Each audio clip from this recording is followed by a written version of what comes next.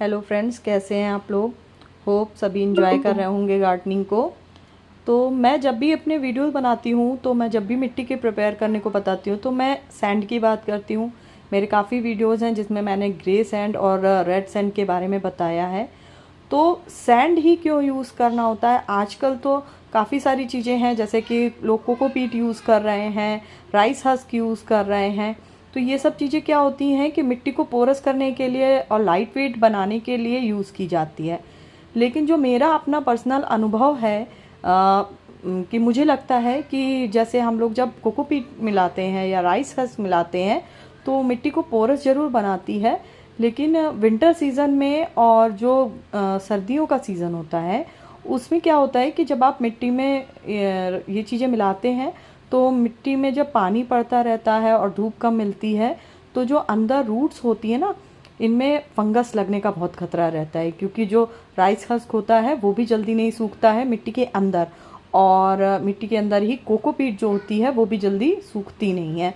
तो उसमें क्या होता है, हमेशा मॉइस्चर बना रहता है, जिसकी वजह से जो हमारी रूट्स होती हैं, जो बारीक रूट आती हैं जो नई नई, वो उनमें बहुत जल्दी फंगस पकड़ता है।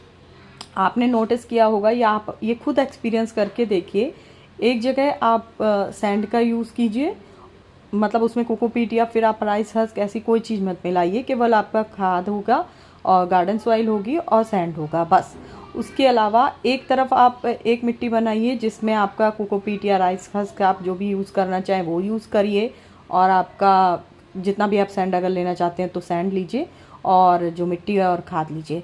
तो आप देखिएगा कि बारिश में जो प्लांट आपके होंगे बारिश में और सर्दियों में, उनमें रूट रॉट का, जिनमें राइस हस्क होगा या कोकोपीट होगी, रूट रॉट का खतरा ज़्यादा होगा। आपको उसमें ज़्यादा फंजीसाइड का यूज़ करना पड़ेगा। हो सकता है कि आप गर्मी के दिनों में आपको कुछ सहूलियत हो कि थोड़ा पानी कम देना पड़ रहा होता है, पर ये बहुत रिस्की होता है, बहुत रिस्की होता है, क्योंकि ऊपर की लेयर जो होती है वो सूख जाती है और आपको पता नहीं है कि अंदर कितना मॉइस्चर अभी बचा हुआ है। लेकिन सैंड के साथ में क्या होता है कि सैंड जो आपकी ऊपर की लेयर ड्राई हो जाती है, अगर वो नीचे गीली भी है तो भी उसमें किसी भी तरह का ऐसा कुछ मॉइस्चर कंटेंट या ऐसा कुछ भी नहीं होता है कि जो आपकी जो रूट्स होती हैं उनमें फंगस का खतरा करे, क्योंकि सैंड में कभी भी फंगस पनपती नहीं है।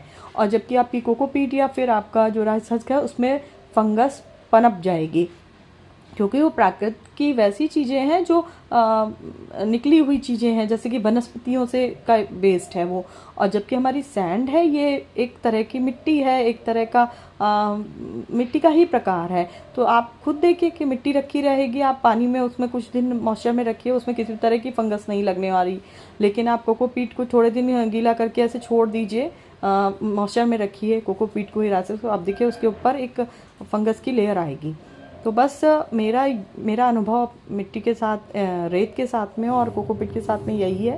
वो बहुत रिस्की होता है, इसलिए तो अगर आप एक बहुत ज़्यादा मतलब अगर आप बिगिनर हैं या फिर आप बहुत ज़्यादा गार्डनिंग में नहीं इन्वॉल्व रहते हैं पूरा टाइम, तो फिर और इतना ध्यान भी नहीं दे पा रहे हों, तो फिर मेरे ख्याल से जो कोकोपीट और राइस खस होता है, इसका प्रयोग आपको केवल जो आपकी हैंगिंग बास्केट्स होती हैं उनमें कीजिए, क्योंकि उनमें प्रॉपर अगर पानी नहीं दे रहे हैं, कभी कभी पानी दे रहे हैं तो चलेगा, उसको थोड़ा सा आप बचा भी सकते हैं। पर जो भारी गमले हैं, आपके बड़े प्लांट्स होते हैं, जैसे फ्रूटिंग प्लांट्स वगैरह हैं, उनमें भी किसी भी तरीके से आप कोकोपीट का या फिर राइस हस्क का प्रयोग मत कीजिए, क्योंकि आपके प्लांट्स में फंगस लगने का खतरा बहुत से बहुत ज़्यादा हो जाएगा। ये मेरा अपना खुद का अनुभव है, आप खुद भी इसको ट्राई करके देख सकते हैं।